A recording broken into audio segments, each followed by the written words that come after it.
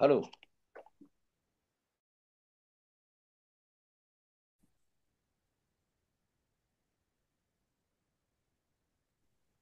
Hello. கேக்குதா?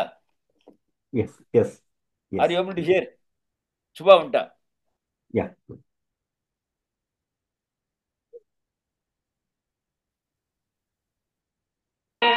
भजत अखिलक जेत्री मैत्री भजत अखिलक जेत्री आत्मवदेव परानपि पश्यत आत्मवदेव परानपि पश्यत युद्धं त्यजत स्पर्धां त्यजत युद्धं त्यजत स्पर्धां त्यजत त्यजत परेष्वक्रममाक्रमणम् त्यजत परेष्वक्रममाक्रमणम् मैत्रीं भजत अखिलक जेते मैत्रीं भजत अखिलक जेते जननी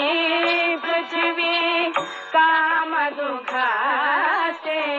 जननी पृथ्वी कामदुःखास्ते जनको देवः सकल भजाडो जनको देवः सकल भजाडो दाम्यत दत्त दयध्वं जनता दाम्यत दत्त दयध्वं जनता श्रेयो भूयात् सकल जनानां श्रेयो भूयात् सकल जनानां श्रेयो भूयात् सकल जनानां श्रेयो भूयात् सकल जनानां श्रेयो भूयात् सकल जनानां.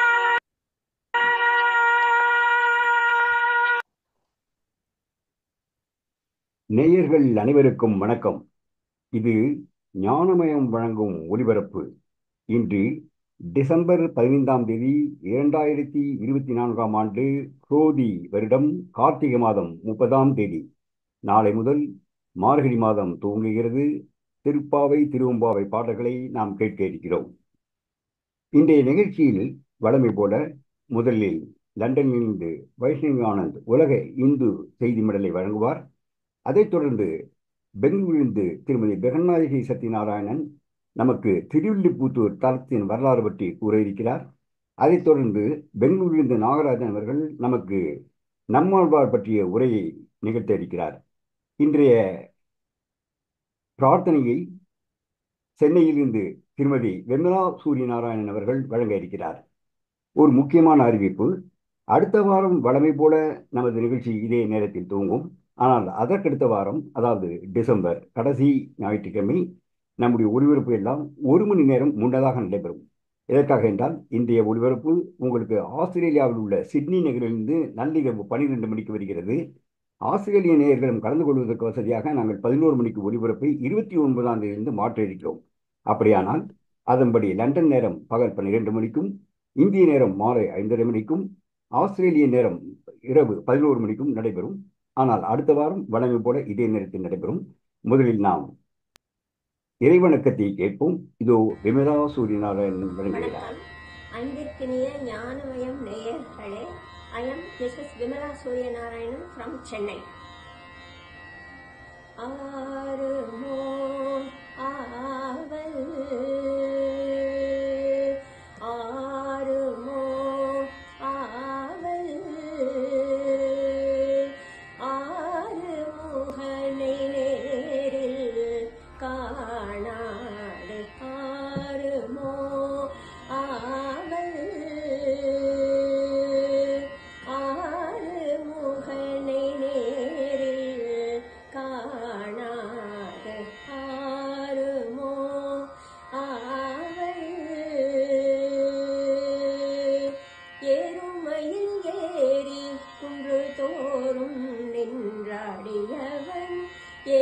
மயில் ஏறி குன்று தோறும் நின்றாடியவன் பேரும் புகழும் தெரிந்தும் அவன் பேரழகை பருகாமல் பேரும் புகழும் தெரிந்தும் அவன் பேரழகை பருகாமல் ஆறுமோ ஆவல் ஞான குரு பரன் தினகருள் குகன் ஞான குரு பரன் தினகருள் குகன் வானவரும் தொழும் ஆனந்த வைபோகன் வானவரும் தொழும் ஆனந்த வைபோகன் காண கிடைக்குமோ காண கிடைக்குமோ கூறுதற்கில்லாமல் காண கிடைக்குமோ கூறுதற்கில்லாமல் அற்புத தரிசனம் கற்பனை செய்தால் மட்டும் ஆறுமோ காண கிடைக்குமோ கூறுதற்கில்லாமல் அற்புத தரிசனம் கற்பனை செய்தால் மட்டும் ஆறுமோ ஆவல் ஆறுமுகனை நேரில் காணாது ஆறுமோ ஆவல் ஆறுமோ ஆவல். நமஸ்காரம். நன்றி திருமதி விமலா சூரியநாதன். அருமையான ஒரு இறைவனுக்கு வழங்கினீர்கள். நேயர்களே, முக்கிய அறிவிப்பு முன்னது சொன்னது, அதாவது 22ஆம் தேதி நாம் வழக்கம் போல இதே நேரத்தில் துவங்குவோம். 29ஆம் தேதி ஞாயிற்றுக்கிழமை, அதாவது இந்த வருடத்தின் கடைசி ஞாயிற்றுக்கிழமை என்று நாம் 1 மணி நேரம் நமது நிகழ்ச்சிகளை முன்னதாக கொண்டு வருகிறோம். அதை பற்றிய அறிவிப்புகள் உங்களுக்கு ஃபேஸ்புக் மூலமாகவும் மற்ற பிளாக் மூலமாகவும் வரும். நம்முடைய ஒளிபரப்புகள் அனைத்தும் ஃபேஸ்புக், ஜூம் மற்றும் யூடியூப் வழியாக செல்கின்றன என்பதை நீங்கள் அறிவீர்கள். உங்கள் நண்பர்களுக்கும் தெரியப்படுத்தும்படி அன்புடன் வேண்டுகிறோம். இன்றைய நிகழ்ச்சியில் நாம் அடுத்தபடியாக உலக இந்து சமய செய்தி மடலை கேட்க இருக்கிறோம். அதை லண்டனிலிருந்து திருமதி வைஷ்ணவி ஆனந்த் வழங்குவார். அதைத் தொடர்ந்து பெங்களூரிலிருந்து பெருமாள் சத்யநாராயணன் வழங்கும் திருவல்லிபுத்தூர் நிகழ்ச்சியை பற்றி கேட்க இருக்கிறோம். அதைத் தொடர்ந்து பெங்களூரிலிருந்து நாகராஜன் வழங்கும் நம்மாழ்வார் உரையையும் கேட்க இருக்கிறோம். அதைத் தொடர்ந்து பல திருப்புகழ் பாடல்களும் இன்னிசை நிகழ்ச்சிகளும் நடைபெறும். இதோ உலக இந்து செய்தி மடல் வைஷ்ணவி ஆனந்த் லண்டனிலிருந்து வழங்குகிறார். ஞானமயம் வழங்கும் உலக இந்து செய்தி மடல். செய்திகளை தொகுத்தவர் லண்டன் சுவாமிநாதன். லண்டன் மாநகரிலிருந்து செய்திகளை வாசித்து வழங்குபவர் வைஷ்ணவி ஆனந்த். அனைவருக்கும் வணக்கம். இன்று ஞாயிற்றுக்கிழமை டிசம்பர் 15ஆம் தேதி 2024ஆம் ஆண்டு. திருவண்ணாமலை கார்த்திகை தீபத் திருவிழா. ஆண்டுதோறும் பல்லாயிரக்கணக்கான மக்களை கவர்ந்திழுக்கும் திருவண்ணாமலை கார்த்திகை தீபத் திருவிழா இந்த ஆண்டும் வியாழக்கிழமை அன்று சிறப்பாக நடந்தது. மாலையில் மலை உச்சியில் தீபம் ஏற்றப்பட்டவுடன் அண்ணாமலை கரோஹரா என்று பக்தர்கள் எழுப்பிய கோஷங்கள் விண்ணை முட்டியது. ஆயிரக்கணக்கில் சிறப்பு பேருந்துகள் பக்தர்களை சுமந்து வந்தன. வட்டார பள்ளிகளுக்கு 9 நாள் விடுமுறையும் அறிவிக்கப்பட்டது. டாஸ்மாக் கடைகள் 3 நாட்களுக்கு மூடப்பட்டன. கார்த்திகை தீபத் திருவிழா. காஞ்சியில் இருந்து திருவண்ணாமலை புறப்பட்ட திருக்குடைகள். திருவண்ணாமலை கார்த்திகை தீபத் திருவிழாவினை முன்னிட்டு காஞ்சிபுரத்தில் இருந்து 7 திருக்குடைகள் அண்ணாமலையாருக்கு சாத்த கொண்டு செல்லப்பட்டது. பிரசித்தி பெற்ற திருவண்ணாமலை அண்ணாமலையார் கோவிலில் கார்த்திகை தீபத் திருவிழா கடந்த 4ஆம் தேதி கொடியேற்றத்துடன் துவங்கியது. விழாவையொட்டி கோயில் நிர்வாகம் சார்பில் பல ஏற்பாடுகள் செய்யப்பட்டு வருகின்றன. இந்நிலையில் காஞ்சிபுரத்தில் உள்ள இந்து ஆன்மீக சேவா சமிதி அறக்கட்டளை சார்பில் 7 திருக்குடைகள் அண்ணாமலையாருக்கு சாத்த கொண்டு செல்லப்பட்டது. முன்னதாக ஆன்மீக பக்தர்கள் பலர் வழிநெடுகிலும் நின்று குடையை வழங்கினர். விவசாயம் செழிக்கவும் மக்கள் நோயின்றி வாழவும் திருக்குடை அளித்து வருவதாக அறக்கட்டளை நிறுவனர் லிங்கேஸ்வரன் தெரிவித்தார். மகா கும்பமேளா 2025 பிரம்மாண்ட ஏற்பாடு. உலகிலேயே மிகப்பெரிய திருவிழா மகா கும்பமேளா. இது அடுத்த ஆண்டு திரிவேணி சங்கமத்தில் நடக்கிறது. கங்கை, யமுனை, சரஸ்வதி நதிகள் கலக்கும் இடம் திரிவேணி சங்கமம். சரஸ்வதி நதி மட்டும் பாதாளத்தில் கலக்கிறது. முன்னர் அலகாபாத் என்ற பெயர் இருந்த இடத்துக்கு பிரயாக்ராஜ் என்று பழைய பெயர் சூட்டப்பட்டதை நேயர்கள் அறிவார்கள். இதற்கு முந்தைய மகா கும்பமேளாவில் 2 கோடி பேருக்கு மேல் வந்து கங்கையில் புனித நீர் ஆடினர். பல்லாயிரக்கணக்கான சாதுக்கள் இமயமலையிலிருந்து இறங்கி வந்து புனித கங்கை நதியில் குளிக்கும் காட்சியை உலகம் முழுதும் உள்ள டெலிவிஷன் நிலையங்கள் படம் பிடிப்பது வழக்கம்.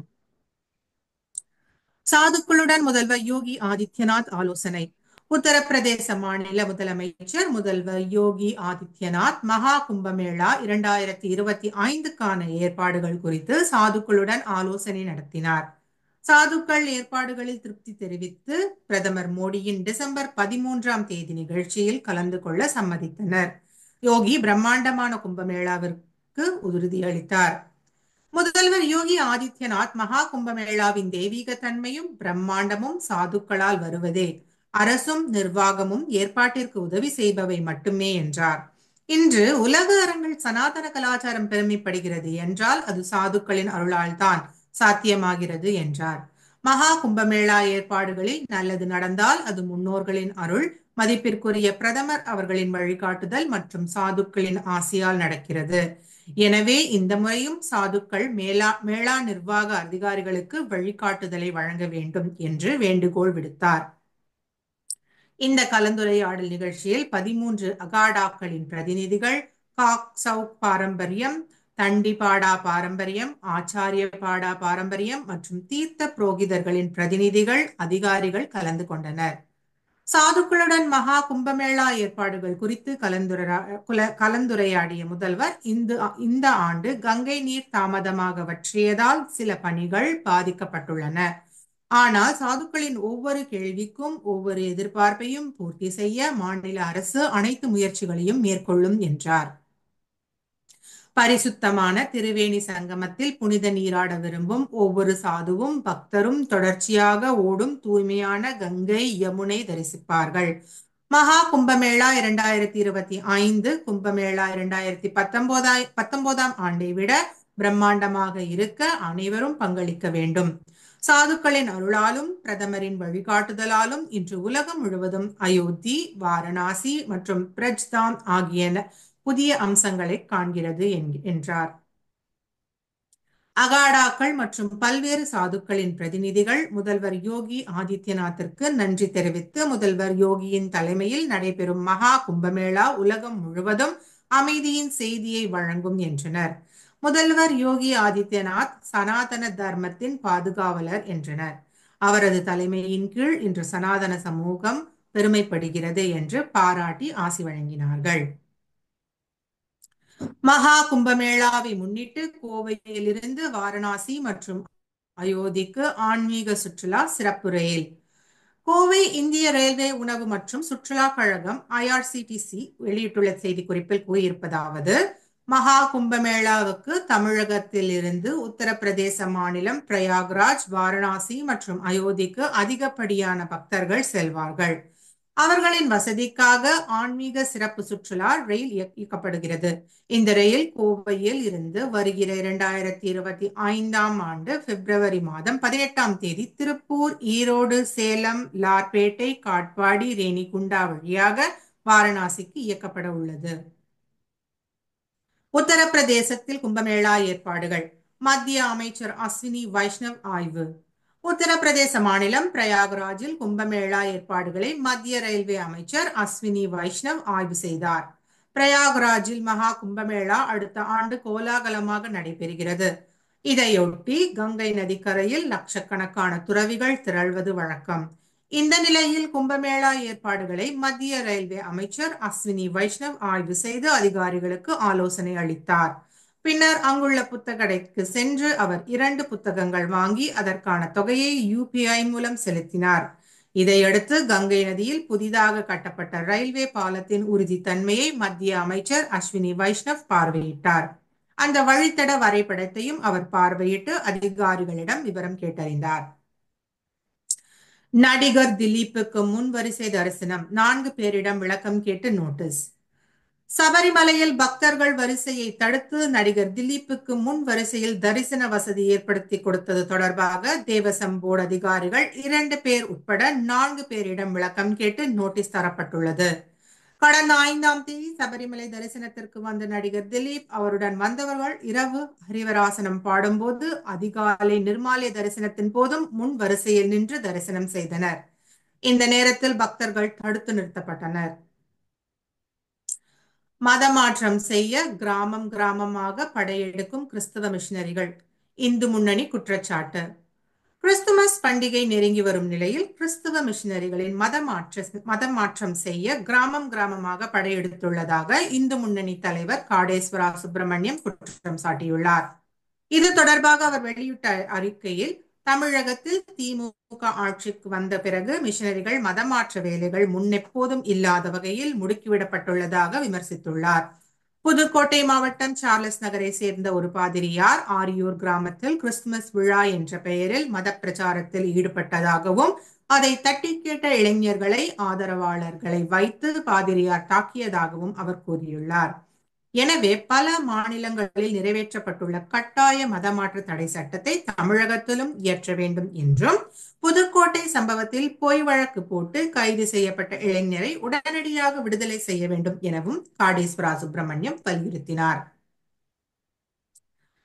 அமெரிக்க அரசாங்கத்தின் உச்ச பொறுப்புகளில் இந்துக்கள் நியமனம். அமெரிக்காவின் அதிபரான டொனால்ட் டிரம்பின் வெள்ளை மாளிகை தேர்வுகளில் இந்திய வம்சாவளியினர் இடம்பெற்றுள்ளனர். வரும் ஜனவரி 20ஆம் தேதி அமெரிக்காவின் 47வது அதிபராக டொனால்ட் ட்ரம்ப் பதவியேற்கிறார். அதன் பிறகு அவர் அதிகாரப்பூர்வமாக அதிபருக்கான அதிகாரங்களை பெற முடியும். அதற்கு முன்னதாக வெள்ளை மாளிகையின் அரசு அதிகாரிகள் சுமார் 4000 அரசு நியமனங்களை செய்து வருகிறார். வெள்ளை மாளிகை வரலாற்றில் இதுவரை இல்லாத அளவில் இந்திய வம்சாவளியினரை மிக முக்கிய பொறுப்புகளில் ட்ரம்ப் நியமித்திருக்கிறார்.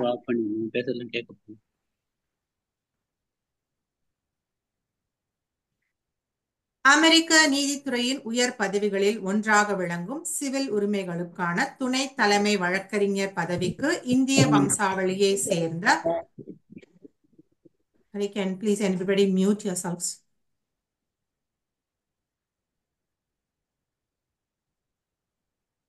அமெரிக்க நீதித்துறையின் உயர் பதவிகளில் ஒன்றாக விளங்கும் சிவில் உரிமைகளுக்கான துணை தலைமை வழக்கறிஞர் பதவிக்கு இந்திய வம்சாவளியை சேர்ந்த ஹர்மீத் திலான் என்ற பெண்ணை நியமனம் செய்வதாக ட்ரம்ப் அறிவித்துள்ளார். ஹர்மீத் சீக்கிய மத சமூகத்தின் மரியாதைக்குரிய உறுப்பினர். தற்போது 54 வயதாகும் ஹர்மீத் தில்லோன் இந்தியாவின் சண்டிகர் நகரில் பிறந்தவராவார். சிறு வயதிலேயே அமெரிக்காவிற்கு குடிபெயர்ந்தவர். அரசாங்கத்தின் திறன் சார்ந்த துறை டிபார்ட்மெண்ட் ஆஃப் கவர்மெண்ட் எஃபிஷியன்சி என்ற புதிய துறையின் உருவாக்கியுள்ள அதிபர் ட்ரம்ப் அதன் தலைமை பதவியில் எலான் மஸ்க் உடன் விவேக் ராமசாமியையும் நியமித்துள்ளார். அமெரிக்காவில் பிறந்த விவேக் ராமசாமியின் பெற்றோர் கேரளாவின் பாலக்காடு மாவட்டத்தில் உள்ள வடக்கஞ்சேரியை சேர்ந்தவர்கள் ஆவார்கள். வடக்கஞ்சேரியில் பிறந்து வளர்ந்த ராமசாமிக்கும் பொள்ளாச்சியில் பிறந்த விவேக்கின் தாயார் கீதாவுக்கும் பழனியில் தான் திருமணம் நடந்திருக்கிறது. தாய்மொழி தமிழ் என்பதால் இன்றும் விவேக் ராமசாமி தமிழில் நன்றாக பேசுவார். கத்தோலிக்க உயர்நிலை பள்ளியில் பயின்றாலும் தான் ஒரு இந்து என்பதில் பெருமை கொள்வதாக விவேக் ராமசாமி வெளிப்படையாக தெரிவித்திருக்கிறார். அடுத்ததாக தேசிய புலனாய்வு இயக்குநராக முன்னாள் ஜனநாயக கட்சியின் துளசி கபாடை அதிபர் ட்ரம்ப் நியமனம் செய்திருக்கிறார். இதன் மூலம் துளசி கபாட் அமெரிக்க உளவு அமைப்புகளில் தலைவராகவும் அமெரிக்க அதிபரின் உளவுத்துறை ஆலோசகராகவும் செயல்படும் முதல் இந்து பெண்மணி ஆவார். இந்தியாவுடன் நேரடி தொடர்புகள் இல்லை என்றாலும் துளசி கபாடின் தாயார் இந்து மதத்துக்கு மாறியவர். ரோமன் கத்தோலிக்கரான துளசி கபாட் தன் தந்தை மைக் கபாட் மற்றும் தாயார் கரோல் கபாட் தங்கள் குழந்தைகளை இந்து மத நம்பிக்கைகளுடன் வளர்த்தனர். மேலும் தங்களின் 5 குழந்தைகளுக்கும் இந்து மத பெயர்களிலேயே வைத்தனர்.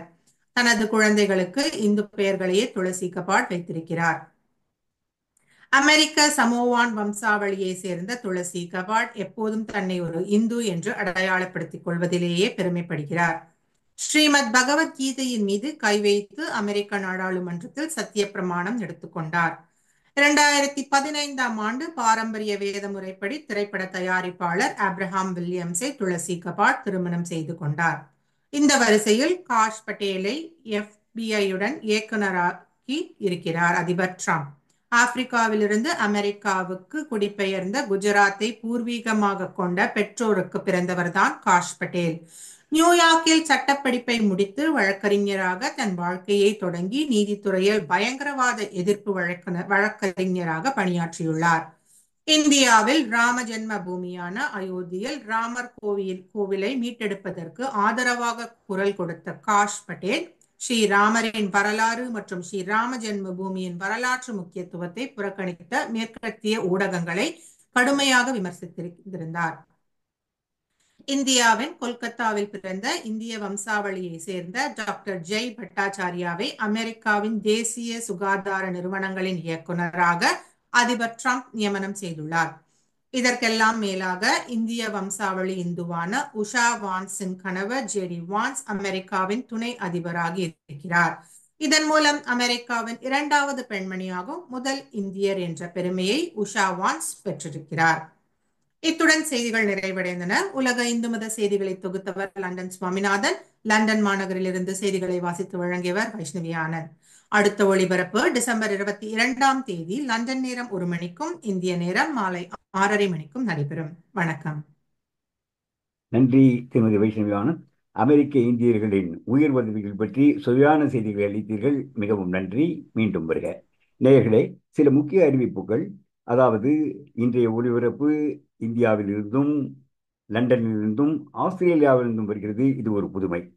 இரண்டாவது விஷயம், நம்முடைய சிறப்பு ஒளிபரப்பாக கார்த்திகை என்று திரு கல்யாண சுந்தர சிவாச்சாரியார் அவர்கள் நீண்ட நேர ஒளிபரப்பு திருப்புகளை பரப்புவதற்காக நடத்தினார். அதுவும் வெற்றிகரமாக அமைந்தது. அது ஒரு சிறப்பு நிகழ்ச்சி. மூன்றாவது முக்கிய அறிவிப்பு, வழமை போல அடுத்த ஞாயிற்றுக்கிழமை இதே நேரத்தில் நாம் சந்திப்போம். ஆனால் அதற்கு அடுத்த ஞாயிற்றுக்கிழமை, அதாவது டிசம்பரில் கடைசி ஞாயிற்றுக்கிழமை என்று நம்முடைய நிகழ்ச்சிகள் 1 மணி நேரம் முன்னதாக துவங்குகிறது. அதாவது இந்திய நேரம் மாலை 5:30 மணிக்கும், லண்டன் நேரம் பகல் 12 மணிக்கும், ஆஸ்திரேலிய நேரம் இரவு 11 மணிக்கும் நடைபெறும் என்பதை தெரிவித்துக் கொள்கிறோம்.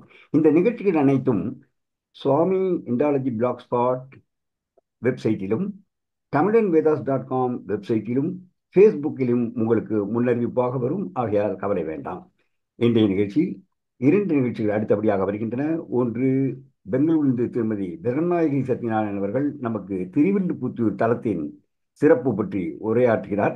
அதைத் தொடர்ந்து நாகராஜன் அவர்கள் நமக்கு நம்மாழ்வார் சிறப்பு பற்றி உரையாற்ற இருக்கிறார். இதோ பெங்களூரிலிருந்து திருமதி ஜெகநாயகி சத்யநாராயணன். ஆலயம் அறிவும் வழங்குவது பிரகநாயகி சத்யநாராயணன். கோதை பிறந்த ஊர், கோவிந்தன் வாழும் ஊர், சோதி மணிமாடன் தோன்றும் ஊர், நீதியால் நல்ல பத்தர் வாழும் ஊர், நான் மறைகள் ஓதும் ஊர், வில்லிபுத்தூர் வேத கோனூர். ஆலயம் அறிவோம் தொடரில் இன்று நமது யாத்திரையில் இடம்பெறுவது 108 வைணவ திவ்ய கஷேத்திரங்களுள் ஒன்றாக அமைவதும் பெரியாழ்வார் மற்றும் ஆண்டாள் அவதரித்த தலமாகவும் அமையும் ஸ்ரீவில்லிபுத்தூர் திருத்தலமாகும். இத்திருத்தலம் தமிழ்நாட்டில் மதுரையிலிருந்து ராஜபாளையம், தென்காசி, குற்றாலம் போகும் வழியில் உள்ளது. மூலவரின் திருநாமம் வடபத்ரசாயி, புஜங்க சயனம், கிழக்கே திருமுக மண்டலம். உற்சவர் ரங்கமன்னர், தாயார் ஆண்டாள். விமானம் சம்சன விமானம். தீர்த்தம் திருமுக்குளம். மங்களாசாசனம் பெரியாழ்வார் ஆண்டாள். கருவறையில் விமலாகிருதி விமானத்தின் கீழ் ஸ்ரீதேவி பூதேவி சமேத வடபத்ரசாயியை தரிசிக்கலாம். பெருமாளுக்கு ஆண்டாள் வலதுபுறமும் கருடாழ்வார் இடதுபுறமுமாக தரிசனம் தருகின்றனர். வடபத்ரசாயி ஆதிசேஷனில் பள்ளி கொண்டுள்ளார். இத்தலத்தை பற்றிய ஏராளமான புராண வரலாறுகள் உண்டு. முக்கியமான ஒரு வரலாறு இந்த ஊருக்கு பெயர் வந்ததன் காரணத்தை தெரிவிக்கிறது. முன்பொரு காலத்தில் இந்த நிலப்பகுதி ராணிமல்லி என்பவரின் ஆட்சியில் கீழ் இருந்தது. இந்த ராணிக்கு வில்லி மற்றும் கண்டன் என்ற 2 மகன்கள் இருந்தனர். ஒரு நாள் அவர்கள் காட்டில் வேட்டையாடிய போது கண்டன் ஒரு புலியால் கொல்லப்பட்டார். இந்த உண்மை தெரியாமல் வில்லி அவரது சகோதரர் என்ன ஆனார் என்று காட்டில் தேடிக்கொண்டு இருந்தார். வெகு நேரம் காட்டில் தேடிய பின்னர் களைத்து போய் சிறிது நேரம் தூங்கினார். அவரது கனவில் கடவுள் அவரது சகோதரருக்கு என்ன ஆயிற்று என்பதை அவருக்கு விளக்கினார். உண்மை புரிந்ததும் தெய்வீக உத்தரவின் பேரில் வில்லி அந்த காடுகளை திருத்தி அமைக்க ஒரு அழகான நகரம் உருவாக்கப்பட்டது. அதுவே வில்லிபுத்தூர் என்ற பெயரை பெற்றது. இத்தலத்தில் பிறந்த பெரியாழ்வார் கருடாழ்வாரின் அம்சமாக பிறந்ததாக ஐதீகம். ஸ்ரீவில்லிபுத்தூரில் ஆடி மாதம் பூர நட்சத்திரத்தன்று பெரியாழ்வார் தனது நந்தவனத்தில் துளசி செடியின் கீழ் பெண் குழந்தை ஒன்றை கண்டெடுத்தார். தன் கையில் பூமாலை போல தோன்றிய பெண் குழந்தைக்கு கோதா என்று பெயர் சூட்டினார். அதுவே நம்மால் கோதை என்று வழங்கப்படுகிறது. கோ என்றால் நல்வார்த்தை என்றும் தா என்றால் தருபவள் என்றும் கூறுவர். திருப்பாவை 30 பாசுரங்களையும் நாச்சியார் திருமொழி 143 பாசுரங்களையும் அருளிச் செய்ததால் அவர் கோதை ஆகிறார். இன்னும் ஏராளமான அர்த்தங்களை வேதாந்த தேசிகன் தனது கோதா ஸ்துதியில் தெரிவிக்கிறார். இறைவனையே ஆண்டவள் என்பதால் ஆண்டாள் என்ற திருப்பெயரை கோதை பெற்றார். பாமாலை பாடி பூமாலை சூடிக் கொடுத்ததால் சூடிக் கொடுத்த நாச்சியார் என்ற சிறப்பு பெயரும் ஆண்டாளுக்கு உண்டு. பெரியாழ்வாருடன் ஆண்டாள் வாழ்ந்த வீடே கிபி 14ஆம் நூற்றாண்டில் மாவெளி பாணாதிராயர் என்பவரால் திருக்கோவிலாக கட்டப்பட்டது. 11 நிலைகளுடன் 11 கலசங்கள் கொண்ட ராஜகோபுரம் 196 அடி உயரமுடையது. கோவிலில் தினமும் காலையில் ஒரு காராம்பசு வந்து நிற்கும். ஆண்டாளின் பார்வை இந்த காராம்பசுவின் பின்புறம் விழும். ஆண்டாள் தினமும் கண் விழிப்பது இப்படித்தான். இங்குள்ள திருமுக்குள தீர்த்தம் பற்றிய வரலாறு ஒன்று உண்டு. கலாநேமி என்னும் அரக்கனை பெருமாள் தன் சக்கரதாயுத்தத்தால் வீழ்த்தினார். ரத்தம் தோய சக்கரத்தாழ்வார் வர அந்த சக்கரத்தை தூய்மைப்படுத்த கங்கை, யமுனை, சரஸ்வதி ஆகிய 3 நதிகளும் தமது தீர்த்தத்தை ஒரு குளத்தில் சொரிய அதில் சக்கரம் சுத்திகரிக்கப்பட்டது. இந்த 3 நதிகளின் நீர் சேர்ந்ததால் இது திருமுக்குளம் என்று அழைக்கப்படலாயிற்று. இங்குள்ள கோவிலின் முன்புறம் உள்ள கிணற்றில் கோடை காலமானாலும் நீர் வற்றுவதில்லை. ஆண்டாளின் தோளில் அழகுற வீற்றிருக்கும் கிளி தினமும் மாற்றப்படுகிறது. இந்த கிளி பச்சிலையால் செய்யப்பட்ட ஒன்றாகும். கிளியோடு இருக்கும் பெண் தெய்வங்கள் மதுரை மீனாட்சியும் ஆண்டாளும் தான். ராஜவம்சத்தில் வந்த மீனாட்சிக்கு கிளி வலது தோளிலும், எளிய பக்தி மார்க்கத்தில் வந்த ஆண்டாளுக்கு கிளி இடது தோளிலும் இருக்கும். இந்த கிளி சுகமுனிவரே என்று கூறுவர். இந்த கிளியைத்தான் ஆண்டாள் கண்ணனுக்கு தூதுவிட்டாள். பூஜை முடிந்த பின்னர் தினமும் இந்த கிளியை பக்தர்கள் விரும்பி வாங்கிச் செல்வது வழக்கம். மார்கழி மாத உற்சவத்தில் ஸ்ரீ ஆண்டாளின் எண்ணெய் காப்பு உற்சவம் மிகவும் சிறப்பான ஒன்றாகும். 61 வகை மூலிகைகளை அடங்கிய இந்த தைலத்தை காய்ச்ச 40 நாட்கள் ஆகும். 7 படி நல்லெண்ணெயில் பசும்பால், நெல்லிக்காய், தாழம்பூ, இளநீர் மற்றும் மூலிகைகள் சேர்த்து காய்ச்சினால் இது 4 படி ஆகும். இதுவேதான் உற்சவத்தின் 8 நாட்களிலும் ஆண்டாளுக்கு சார்த்தப்படும். சர்வரோக நிவாரணியாகும் இதை பிரசாதமாக பக்தர்கள் வாங்கிச் செல்வர். இந்த கோவிலில் கண்ணாடி கிணறு ஒன்று உள்ளது. அதில்தான் தினமும் ஆண்டாள் அழகு பார்த்து கொள்வது வழக்கம். சித்ரா பௌர்ணமி என்று மதுரை தல்லாகுளத்தில் குதிரை வாகனத்தில் எழுந்தருளும் கள்ளழகர் ஆண்டாள் சூடிக் கொடுத்த மாலை மற்றும் பரிவட்டங்களை அணிந்த பிறகே வைகை ஆற்றில் இறங்குவார். 12 ஆழ்வார்களில் 2 ஆழ்வார்கள் அவதரித்த திருத்தலம் இது என்ற சிறப்பை இந்த தலம் பெறுகிறது. கோவிலின் 2ஆம் பிரகாரத்தில் உள்ள கலைமகள் சிற்பத்தில் நாசியும் கால் பெருவிரல் நுனியும் ஒரே நேர்கோட்டில் அமைந்திருப்பது சிற்பக்கலையின் சிறப்பை விளக்கும் ஒரு அபூர்வமான வேலைப்பாடாகும். ஒவ்வொரு ஆடிப்புறத்திலும் அழகிய தேர் இங்கு இழுக்கப்படுகிறது. தமிழக அரசின் அதிகாரப்பூர்வமான சின்னமாக திகழ்வது ஸ்ரீவில்லிபுத்தூர் கோவில் ராஜகோபுரம் தான். பாதகங்கள் தீர்க்கும், பரமனடி காட்டும், வேதம் அனைத்துக்கும் வித்தாகும் கோதை தமிழ் ஐயைந்து மைந்தும் அறியாத மானிடரே வையம் சுமப்பது வம்பு. காலம் காலமாக ஆயிரக்கணக்கான பக்தர்களுக்கு அருள் பாலித்து வரும் ஸ்ரீ வடபத்ர சாயியும் ஆண்டாளும் அனைவருக்கும் சர்வ மங்களத்தை தெனர் ஞானமயம் சார்பில் பிரார்த்திக்கின்றோம். நன்றி, வணக்கம். நன்றி.